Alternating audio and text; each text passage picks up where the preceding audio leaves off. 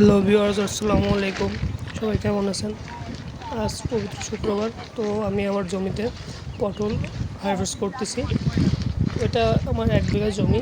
তো আমি অর্ধেক করে ভাগ করে নিয়েছি। তো দেখতে পাচ্ছেন এ অর্ধেকে যে পটলগুলো তুলছে, এপাশে আপনার আমার 6 বস্তা পটল উঠছে। তো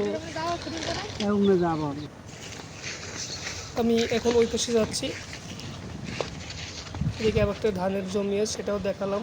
এই পাশে চলে আসলাম, এটা আমার কচুর জমি। তো মোট আজকে আমার 12 বস্তা পটল উঠছে। তো আমি আপনাদের আমার পটল মাপের ভিডিওটাও দিয়ে দেব, দেখতে থাকুন।